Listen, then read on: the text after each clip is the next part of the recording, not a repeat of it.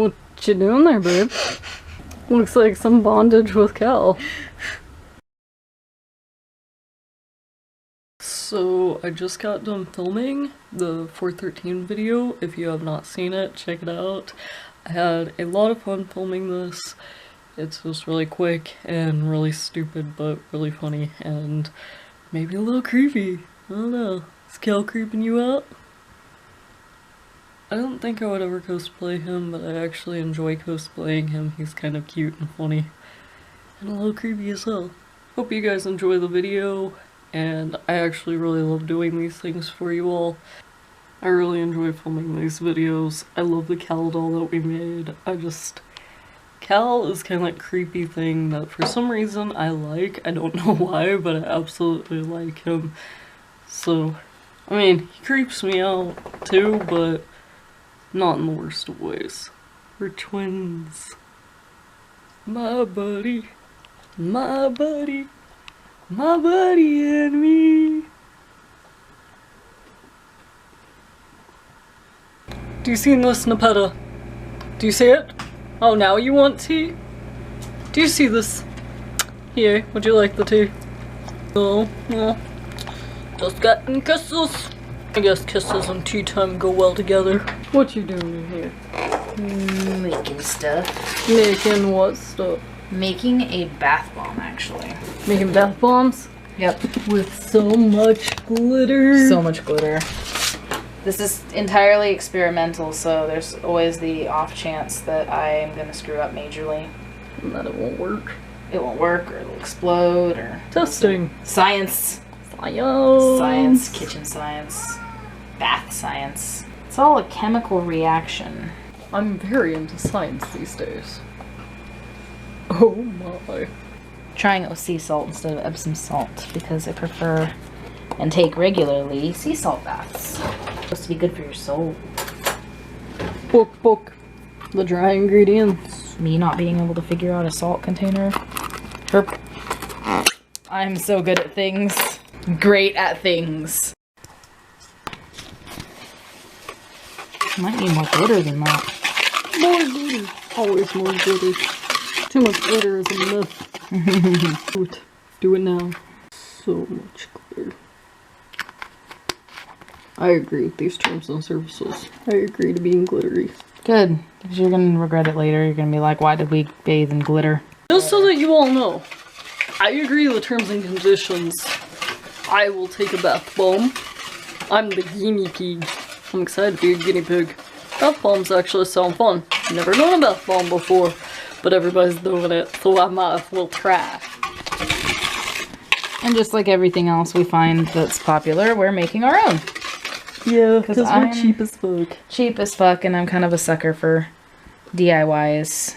If it's something that I want to do that's going around all over the place and I find out I can make it by hand, I will totally go for it. Both of us have no idea what we're doing. Generally, they're not allowed in the kitchen, but, I mean, all we're doing is making bath bombs and stuff, so I guess they could be in the kitchen. It's not like we have food, but Nepeta seems very interested and curious. You want a bath bomb? You hate baths. You absolutely despise baths. Doom. Doom, doom, doom, doom. I think she knows. I don't think just yet she knows. She will soon. The horrors. Oh, she knows. Get all the way in and close the door.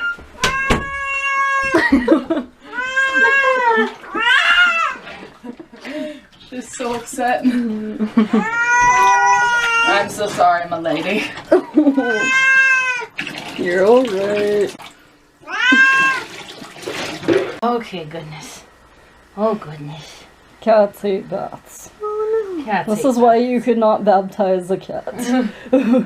She needed her annual flea bath, and she's starting to get fleas.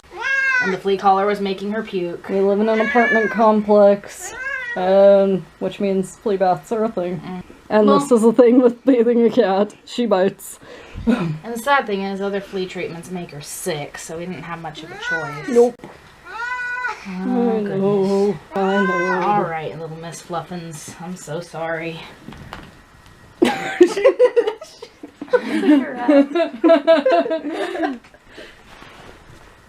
Little rat kitty, little rat kitty, little rat kitty. So now we've added in all the wet ingredients, including the food coloring, which has made this nice minty green color. Look at that pretty glittery color it took. I don't know if that's catching on camera. Yeah, it is. All It's that so little pretty. glitter. This is supposedly how you make a bath bomb. And my first ever bath bomb, guys. Way to go, you. That looks really nice. So Normally you'd have 2 halves to it, so it'd make a ball, but I only have half of a gigantic Easter egg to work with right now. But there we go. These are all experimental, so we've got one with all the normal measurements, one with extra food coloring, one with extra glitter and extra herbs, and one with glitter on the outside, because why not? It Why looks not? pretty. Now I'm gonna drip water into this and then see what happens. Fizzy, fizzy, fizzy, fizzy, fizzy. So we're gonna get to see a lot of that when we drop it in the tub. That's fun though. That's so cool. Science. Science. Looks like slime. I know. I may made regret that soap last one. You made soap or slime. I may have regret adding yellow to that last one because that made some pretty lime green looking stuff. Soap or slime. Soap or baths. Yes. Homestuck bath bombs.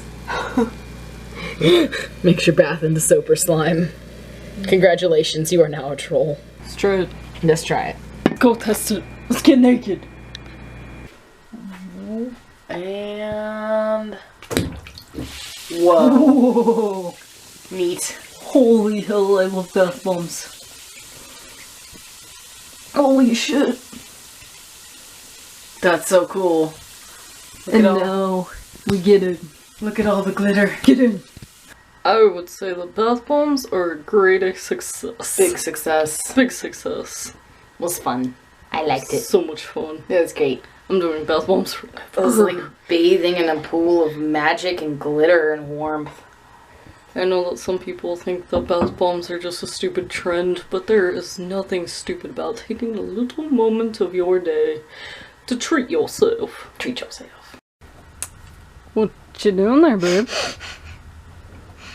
Looks like some bondage with Cal. Not that my inner dark has anything to do with this.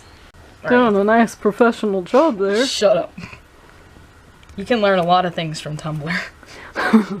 Now, Cal, remember that your safe word is Dave Strider. Because you better not be calling that out. You call out bro, or you call out Dirk. Don't call out Dave Strider. That's your safe word. Guess Dave is better than Smuppet. Well, Smuppet he could call He would for. probably call. I mean, the video is going to be hella worth it, but this is a little awkward. It's okay. Cal doesn't mind. I'm sure he doesn't mind. So inappropriate. And the ball itself, it's quite humorous actually. Splattered. I'm inappropriate. Cal, how many trolls have you hit with that thing?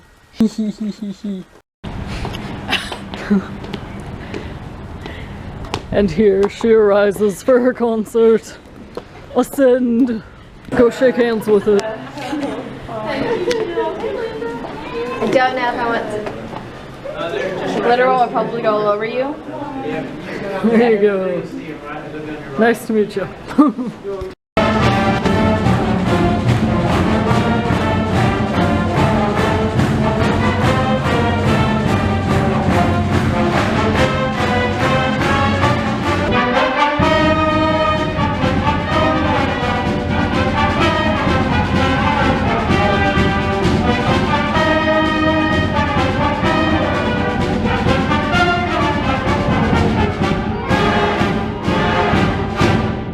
When you're not feeling so hot, you sometimes need a bay to hold you. My boy. And a galaxy to wrap up in. Aww. I don't feel good. Just want love. Well, I will love you. Just love me, okay? I will love you in your galaxy jacket. I love this Hold galaxy jacket. This is the best jacket I've ever owned. I love this bay. He's cool the best jacket. bay I've ever owned. You own me? Best bay. Okay, you can own me. For right now. It's okay. You're mine. You're gonna love me for a long time? Yes. Okay. Even if I'm a little stardust? Even if you're just a little stardust. Okay. So, with the change of weather and it getting warmer here, I need to clean out my Marimo and give them colder water, and had to start putting them in the refrigerator sometimes now just to keep them cool and happy because they don't like getting too warm. So I'm just cleaning their tanks today. All I do is I take out the pebbles and I give them a nice thorough washing, and then I clean the glass and everything that they're in their little vase. I scrub with just a tiny amount of dish soap, and then I add super cold filtered water, and they absolutely adore freezing cold water. Not ice, but they do enjoy very cold water. They don't like getting warm or anything like that, so that's why they say put them in the sun for a little bit, but don't keep them in the sun. They don't like getting very hot. But if you want to check out more about Marimo, check out this video or links below. My design of Cecil shows how to take care of them and stuff like that, but they're fun little creatures. I absolutely love them. And while we're doing that, Tabasco's tank is getting cleaned. He's chilling right there. Cleaning his tank while I'm cleaning my Marimo. And I have been growing a sunflower from a sunflower seed that Erica dropped, and it started growing in his water overnight. So I put it in some tissue. I'm actually going to put it in dirt today because it's rooted and everything like that. So I just very carefully removed what I could from the tissue of this little sunflower that has started growing. So I had put it in some tissue paper, which was biodegradable and stuff like that, and got it started. Now it's started, so now it needs to be transferred into some dirt. But some of the roots have clung on and I don't want to break the roots or anything. Thankfully tissue paper is biodegradable, so it won't harm it by any means. This is the start of some life. I think it's really, really cool and fascinating that I got to. So now it's packed in some dirt and we'll see where it goes from there. So I have been asked, and I did answer in my video, can fish and Marimo be together? And while I have not given Tabasco a Marimo, just on the grounds of he's a slightly older fish, he's never had a Marimo before, I don't know how he will react to a Marimo, he might attack it. It's a case-by-case scenario. Some people say that their fish absolutely adore Marimo, especially the less aggressive fish, they like Marimo. Some people say that they start eating their Marimo, and you don't want your Marimo getting eaten, so it's a case-by-case scenario, but I'm not sure that I'm going to let Tabasco have a Marimo friend just yet. Maybe one day whenever I have time to watch him and see if it'll be a good fit for him. But yes, it's a case-by-case scenario between fish and Marimo. The pet and I are snuggling. Oh, did I interrupt your nap? I'm so sorry. I'm so sorry. You can go back to sleep. It's okay. My poor girl. She's so clingy. She just wants love. And thus, KW has something to say. One-on-one to the camera. I know I do this sometimes. I only really do it whenever I feel something really tugging at my heart for a long time, and I'm gonna try to keep this short. So spring is here, and spring means spring cleaning. And I was thinking about not just spring cleaning your home, but also spring cleaning your spirit. And I know that sounds stupid, and I know that sounds preachy, but unfortunately that's the only good words I have, so believe in a spirit or not, but spring cleaning yourself. Spring cleaning your emotions. Basically, I started thinking about it because I went to a college seminar where I saw a bunch of people who were representing their groups. I'm not going to really go into what the seminar was about, but they were a bunch of people representing their groups. We've always been taught that these groups could never get along. At least that's what we've been taught. When I was a kid, I wanted to see this happen in the world. I wanted to see them get along. I wanted to see people just be able to get along despite their groups, despite whatnots. I saw that happen at the seminar, and I was thrilled. I was so thrilled to see this because I had been raised and nurtured to believe that we can lovingly hate people and be good people. We don't agree with them, we hate them, we judge them, but it's okay because so long as you do it in a very specific loving way, it's okay. That's kind of what I had been brought up around. That was the group that I was in. We lovingly hated people. I got out of that group, I became a teenager, I started recognizing that that's not the type of person I wanted to be. I didn't want hate in my life, period. I don't want to be a hateful person. And so as a kid I was like, well, I think that people can get along. I was laughed at for it. I was told that my child eyes and my child views were wrong. The adult eyes and the adult views had been hurt so much by trying to like people that they told me it just can't happen. And then going to the seminar and they're doing the same thing. They're all agreeing. And they're all getting along, despite their differences. We were waiting for a fight. Like, the whole room for a while was so quiet because we were all just waiting for a fight. That's what we've been raised to believe will happen. It never happened. They never fought. They all got along. They all were agreeing. Even though they brought up questions that were so harsh. Very harsh questions. Like the questionnaire guy, he was not holding back. And yet individually they spoke about what their views are on those situations. And they all agreed and got along. And not a single fight happened. And I was like, that is what my child self wanted to see. That's what I knew could happen. So where does this get into spring cleaning? Well, honestly, to get to that point, you do have to spring clean yourself. Emotions tell us that we should fight back. If somebody says something that gets under our skin and upsets us, we should immediately fight back. One woman that I heard speak, wonderful woman, not at the seminar, but somewhere else, a very great speaker, I absolutely love her. She spoke about throwing stones. That was her metaphor. Whenever somebody hates you, they want to hate you, and they're gonna find a reason to hate you. And if you give them a reason to hate, they're gonna latch onto that, and they're gonna constantly point it out. They're gonna be like, well, remember that one time you did that wrong thing? So it's like throwing a stone, and if you throw another stone back, they're like, oh, well, you hit me. You threw a stone at me. I'm gonna remind everybody of this. This was what you hit me with. Yes, it hurts like fucking hell and you really want to be angry, but instead what are you going to do? You're gonna build a wall. At least that's what this woman said, and I truly, really loved it. You're gonna start building a wall. Every stone that they throw, you're just gonna start building a wall. Now you're stronger, now you're defended. But you never once gave them a reason to hate you more. You might even change their perception of you. Of, wow, okay, they didn't hit me. Maybe they're not as terrible as I thought they were.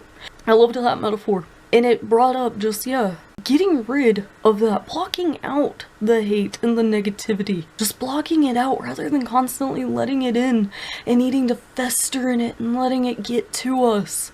Instead, building up a wall and saying, I don't want to see it. Yes, it's out there. And yes, it should be dealt with. But it should be dealt with appropriately and not by casting another stone and harming that person as well. But maturely. And so then at the seminar, that's what all of them were doing. They were representing their groups that don't like each other, and yet they all were getting along and agreeing because on individual bases, we all have the same core values. What are our core values? We want to live. We need our basic needs met.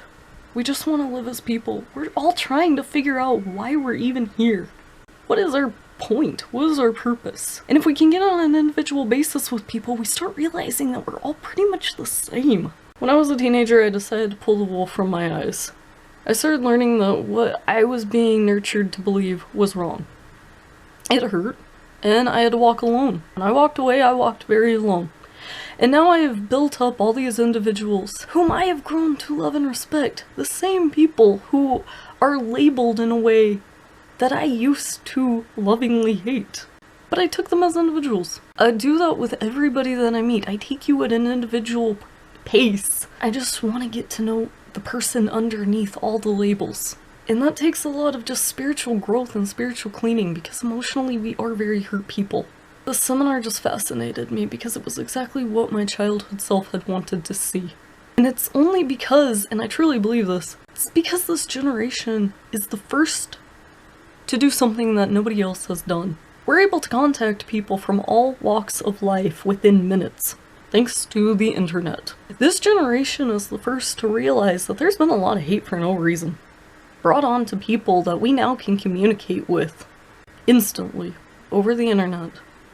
People whom it would have taken forever to have communicated with just a few short years ago. Honestly, not even 100 years ago. And this generation is so lucky and is going to be life changers, world changers. I'm so happy that these turns of events have happened. It's scary and it's fascinating and it's also very beautiful and good.